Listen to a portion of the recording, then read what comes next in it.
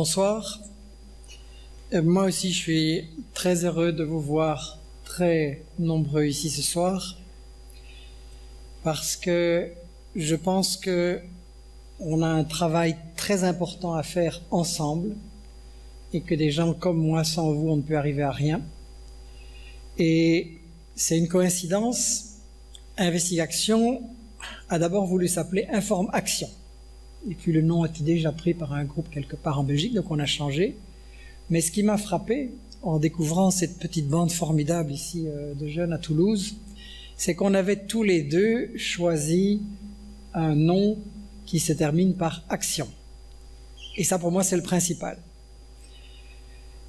On est face à une machine de propagande, c'est la machine du 1%, ils ont l'argent, ils ont des experts, ils ont de l'expérience, des techniques, ils savent comment manipuler, et nous n'avons pas l'argent, mais nous avons les gens, et c'est encore mieux. Et mon but en venant ici ce soir, et en restant demain pour discuter avec cette jeune équipe, c'est vraiment de voir comment on peut ensemble organiser l'action, c'est-à-dire la bataille pour l'info, la bataille pour la vérité, la bataille pour aider les gens autour de nous, au boulot, à l'école, partout en fait, à ne pas se faire embobiner et à ne pas se faire remplir le crâne d'idées qui sont contre leurs intérêts. C'est ahurissant de voir que des gens vont voter contre des partis qui vont leur faire, pour des partis qui vont leur faire du mal. C'est ahurissant de voir que des gens vont voter pour une guerre qui en fait est contre eux-mêmes et que je ne leur en veux pas. Ils sont des victimes de la propagande de guerre. Et donc, toute la question pour nous, tout le défi, c'est comment allons-nous travailler efficacement pour traiter tous ces gens qui sont trompés en amis et petit à petit que, en prenant conscience des mécanismes de cette propagande, ils puissent eux aussi à leur tour jouer un rôle et changer le rapport de force. Il y a des exemples dans l'histoire où on a vraiment vu un peuple changer, se mobiliser et comprendre qu'en fait il n'y a pas une info, il y en a deux qu'il faut choisir et que l'info est toujours une question d'intérêts fondamentaux. Alors justement pour que ce débat de ce soir soit le plus utile possible pour vous, ça ne va pas être un exposé et puis quelques questions-réponses. Je voudrais qu'on fasse ça le plus participatif possible. L'idée, c'est de réfléchir ensemble comment, comme on l'a intitulé, repérer la propagande de guerre au quotidien dans les choses que vous voyez, que vous lisez, pour pouvoir directement autour de vous être à même de faire comprendre aux gens et de montrer justement ce que cache l'information. Donc l'idée que j'ai eue, c'est de vous résumer très brièvement ce que j'appelle les principes de la propagande de guerre, et ensuite on va réfléchir ensemble comment ça s'applique au conflit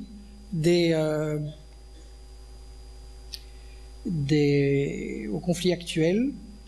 J'entends par là les guerres, c'est le thème sur lequel j'ai travaillé, mais il y a plusieurs manières de faire la guerre. Il y a la guerre directe avec bombardement, occupation, et puis il y a ce que j'appelle la guerre indirecte, c'est-à-dire qu'on fait se battre des acteurs locaux sur le terrain, on les fait se battre entre eux, ou on trouve des agents qui vous servent en fait de troupes de choc. Ça peut être des guerres civiles provoquées, ça peut être des coups d'État. Je pense que le boycott ou les sanctions ou la déstabilisation de certains pays, c'est aussi des formes de guerre, donc ça englobe tout ça. Les pays dont on peut parler, il y a une très grande liste aussi. J'ai travaillé ou j'ai un peu suivi l'Irak, l'Iran, l'Afghanistan, la Palestine, la Yougoslavie, la Libye, la Syrie, le Mali, la Côte d'Ivoire, l'Ukraine, le Venezuela, l'Érythrée, il y en a encore une série d'autres. Vous avez peut-être, vous, en tête, des pays ou des situations qui vous tiennent à cœur et sur lesquelles vous avez envie de pouvoir être efficace. Donc, on pourra en parler. Je résume très brièvement. Les 5 principes de la propagande de guerre sont 1. Quand vous êtes Bush ou Obama ou Sarkozy ou Hollande, il y a une chose que vous ne pouvez pas dire, c'est la vérité, à savoir, on fait la guerre pour le fric ou pour le pétrole ou pour contrôler telle route stratégique ou pour détruire tel pays et tel gouvernement qui nous embête. Si vous ne pouvez pas dire, évidemment, vous n'auriez pas de soutien. Donc, on est obligé de parler d'autre chose, on est obligé de faire un storytelling, comme on dit maintenant. Et quand on analyse tous ces discours, on retrouve ce que j'ai donc appelé les 5 principes de la propagande de guerre. 1. Cacher les intérêts. Jamais reconnaître que c'est des guerres pour le fric. Et là, j'ai choisi un petit exemple. On a ici donc ce beau monsieur qui porte un sac de riz sur une plage somalienne en faisant bien attention de ne pas se prendre les pieds dans les fils des caméras et qui est en train de nous raconter que les gentils, les États-Unis, la France interviennent pour aider les pauvres Somaliens qui ont faim. Bien sûr, ce monsieur ne va pas nous dire que il y a du pétrole dans le sous-sol de la Somalie, que des compagnies multinationales US ont quasiment acheté le quart du sous-sol et qui sont bien embêtés parce qu'il n'y a pas un gouvernement qui leur permet de faire leur business là-bas. Il ne va pas nous dire non plus que la corne de l'Afrique, vous savez, la pointe avec la Somalie, l'Érythrée, Djibouti, le Soudan, qui rentre dans l'océan Indien, qui est la route maritime principale, puisque c'est tout le trafic entre l'Afrique et même l'Amérique latine et l'Asie, donc la Chine, et que donc les États-Unis veulent absolument contrôler ça. Il ne va pas nous dire non plus qu'il y a eu un gouvernement en Somalie et que les États-Unis ont chargé l'Érythrée de renverser ce gouvernement et de bombarder même au napalm pour y arriver. Ça s'est passé un peu plus tard, mais la Somalie, c'est dans la continuité. Et on ne va pas nous dire que s'il y a des pirates en Somalie, c'est parce qu'on a complètement détruit l'économie, que les pêcheurs locaux ne peuvent plus pêcher parce que les navires occidentaux viennent, ratissent le fond, prennent absolument tout le poisson, qu'en plus les côtes somaliennes servent de déversoir pour tous les déchets en tout genre et toxiques de l'Europe. Ça, on ne nous raconte pas. Non, on est là pour l'humanitaire. Donc voilà un premier principe de la propagande de guerre, cacher les intérêts. Un deuxième principe, c'est cacher l'histoire. J'ai choisi un exemple, ce sont les cartes qui montrent l'évolution de la colonisation israélienne. On a donc à gauche la Palestine avant 1947 et les Palestiniennes. On a en 1947, suite au plan de partage imposé par l'ONU, c'est-à-dire par l'Occident, parce qu'à ce moment-là, il y avait que l'Occident qui contrôlait l'ONU. On a donc un partage où Israël prend ce qui est en noir et reçoit ce qui est en noir, et les Palestiniens perdent quasiment la moitié de leur pays. En 1967, Israël envahit encore beaucoup plus et va augmenter son territoire de façon énorme, comme vous le voyez. Et là, on a un tableau de 2010, mais depuis lors, ça ne cesse de s'aggraver. C'est-à-dire qu'on est en train, tout en parlant de processus de paix et de négociation, et c'est dommage que les Palestiniens ne veulent pas négocier, on est en train de transformer leur pays en une série de confettis complètement invivables, et donc d'appliquer le plan qui a toujours été le plan des sionistes et des fondateurs et de Ben Gurion, c'est-à-dire vider la terre de ses habitants et l'annexer entièrement, faire le nettoyage ethnique. Ça, occulter l'histoire, c'est tabou à la télé et dans les médias. On vous présente que les Palestiniens, ils agressent les Israéliens et on ne sait pas vraiment pourquoi, c'est vraiment des gens méchants, belliqueux, etc. Et jamais on ne vous dit, ils ont été chassés de leur terre, donc ils ont le droit de la récupérer par tous les moyens qu'ils veulent, ce que la charte de l'ONU d'ailleurs reconnaît. Voilà un exemple, on va revenir sur tout ça. Un troisième principe de la propagande de guerre, c'est la diabolisation. C'est-à-dire que si vous avez décidé d'attaquer un pays et ses ressources, comme je l'ai dit, vous ne pouvez pas dire la vérité, donc il faut diaboliser l'adversaire, et comme on peut difficilement diaboliser tout un peuple, on va centrer l'attaque sur son dirigeant, Et on va présenter ce dirigeant comme un dictateur, un fou, un malade, un pervers, un nazi, un antisémite, et là, maintenant, ce qui marche le mieux, évidemment, c'est un terroriste. Donc, ou soutenant le terrorisme. La diabolisation, c'est donc rendre votre adversaire tellement odieux que l'opinion va dire oui, il faut faire quelque chose. Et dans la diabolisation, le truc le plus fréquent, c'est de l'assimiler à Hitler et aux nazis. Et donc ici, on a de nouveau avec M. Kouchner, on a au moment où il avait un peu infiltré Médecins du Monde, ils ont fait une campagne, un camp de prisonniers où l'on purifie les ethnies, ça ne vous rappelle rien.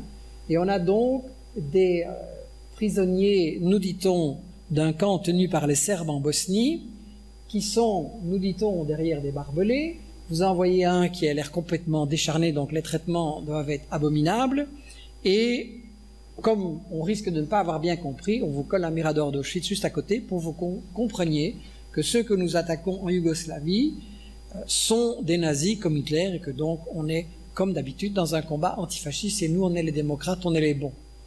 Ça, c'est donc une image qui a été diffusée en 1992 pour justifier la préparation de l'entrée en guerre de l'OTAN et le travail de la France dans ce conflit. Ce qui est intéressant dans cette affiche de M. Kouchner, c'est que vous avez l'impression que ces gens sont derrière les barbelés. Mais j'ai pu consulter les images qui ont été tournées par une équipe locale, parce que toute la scène a été filmée. En fait, il y a une journaliste de la télévision britannique qui vient pour faire un reportage, qu'elle va faire d'ailleurs, et qui va être un reportage à choc, où elle va montrer ces gens derrière les barbelés, et puis elle va faire un commentaire comme quoi c'est Auschwitz. Mais, pendant qu'elle est de l'autre côté des barbelés, il y a une équipe locale qui est sur place, et j'ai pu visionner ces images, et c'est pas du tout ça la scène. Les types, ils sont pas derrière les barbelés. C'est la journaliste qui est derrière les barbelés. Et les barbelés, c'est juste un petit carré dans lequel, dans ce camp, on a en fait mis en sécurité du matériel comme des caméras et du matériel pour ne pas qu'il soit volé. Donc, elle dit à son caméraman, et ça on l'entend, tu prends juste les trois choses et tu fais un close-up pour qu'on ne se rende pas compte qu'en fait ces gens ils circulent là-bas derrière. Et que le bonhomme en question, il a une maladie, mais tous les autres à côté sont en bonne santé, même un petit peu, voilà. Alors je ne dis pas que les camps de prisonniers en Bosnie, c'était de la rigolade et que tout le monde était bien traité, mais ce que Kouchner oublie de dire, c'est qu'il y avait à ce moment-là environ 9 camps de prisonniers, dont la majorité était tenue par les amis de M. Kouchner, les Croates et les musulmans, et certains aussi par les Serbes, et qu'en fait c'était pas du tout des camps d'extermination, des choses comme ça. Comme il y avait une guerre civile, on avait fait des prisonniers et on les gardait pour les échanger. Et c'est ce qui s'est d'ailleurs passé. Donc on est dans une opération de diabolisation qui a été très bien expliquée par un journaliste de la télé française, Jacques Merlino, qui a publié un bouquin remarquable qui s'appelait « Toutes les vérités yougoslaves ne sont pas bonnes à dire », dans lequel il a fait une enquête sur toutes ces images et toute cette opération.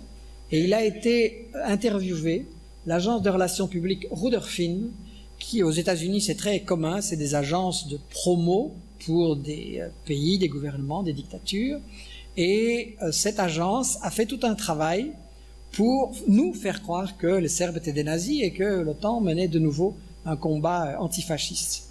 Et donc il interviewe le directeur de cette organisation et il lui dit « Vous avez raconté ça, etc. Vous avez en fait dit le contraire de la vérité. » Et le type dit froidement « Nous ne sommes pas payés pour faire la morale, nous défendons des intérêts et nous avons juste fait savoir que tel groupe avait dit que, et nous l'avons communiqué. » Et alors ils ont fait un truc très intelligent, c'est qu'ils ont pris 3 des principales organisations du lobby sioniste aux États-Unis, le Black Brit, la Defamation League et un 3e, et c'est eux qui ont fait toute la promo pour assimiler à Hitler ceux que l'OTAN allait attaquer.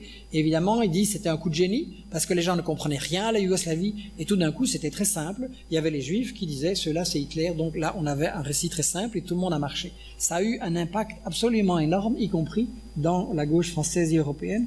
Donc là, voilà, on est dans un exemple de diabolisation. Un 4e principe de la propagande de guerre, c'est d'inverser l'agresseur et l'agressé. Étant donné que l'Occident va aller bombarder ou intervenir, ou mettre des troupes au sol, ou faire des sanctions, il faut absolument pas qu'on puisse dire « Ah, vous êtes l'agresseur ». Parce que la charte de l'ONU est très claire. La charte de l'ONU dit, quand il y a un conflit, la guerre est interdite, la guerre est illégale, la guerre est le crime suprême. C'est la charte de l'ONU adoptée en 1945, et les conflits entre États ne peuvent se résoudre que par la négociation. Donc, Chomsky disait que s'il y avait si le tribunal de Nuremberg avait continué, tous les présidents des États-Unis seraient en prison ou auraient été en prison. Et vous pouvez mettre les Français avec aussi. Parce qu'ils ont commis ce que Nuremberg appelait le crime suprême, la guerre pour résoudre un conflit entre États, le crime suprême. Donc, il faut toujours prétendre qu'on est là pour sauver la victime et qu'on n'est pas l'agresseur, mais qu'on défend l'agressé. Donc, au niveau du représentant de commerce de cette propagande de guerre, vous avez ce monsieur qui, en Libye, en 2011, vient nous dire que les gens que vous voyez là sont les combattants de la liberté, qu'ils vont installer la démocratie en Libye et que tout va bien et que comme ils n'arrivent pas à s'en sortir tout seuls, c'est curieux, vous voyez, ils sont apparemment, le récit c'est toujours, il y a un dictateur, il est tout seul et tout son peuple est face à lui. Et en Égypte, Moubarak, il a tué 800 personnes, mais il est parti en quelques semaines. Ben Ali, pareil. Et là, Kadhafi, on nous dit qu'il est encore plus détesté, mais pendant 8 mois de bombardement, il y a toujours, en réalité, une grande partie de la population qui le soutient, et une partie non, la Libye étant restée un pays tribal. Et en gros, vous aviez des tribus à l'Est qui étaient contre lui, mais historiquement, elles avaient toujours été avec les Britanniques, et toujours avec la mafia aussi de l'émigration. Et je suis allé en Libye pendant les bombardements, et vous aviez un très très grand soutien à Tripoli et dans le centre.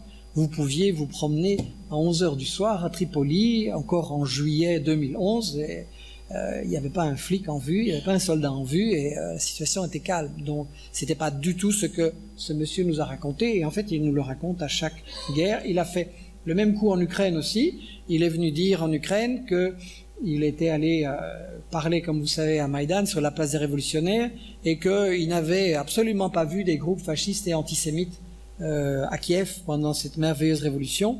Mais ça, c'est le genre de truc qu'il n'a pas vu. Or, au moment même où il parle, on voit des gens qui font ça, tout plein. Donc, c'est assez paradoxal que l'Occident utilise des juifs, des racistes anti-juifs, pardon, vraiment racistes, héritiers des pro-nazis de la Seconde Guerre mondiale, du groupe Bandera, Pravi Sector, et que ce monsieur ne les voit pas. Voilà, ça c'est 4 des grands principes de la propagande de guerre: cacher les intérêts, cacher l'histoire, diaboliser l'adversaire et inverser l'agresseur et l'agressé, toujours se présenter comme la victime. Le 5e principe de la propagande de guerre, c'est monopoliser.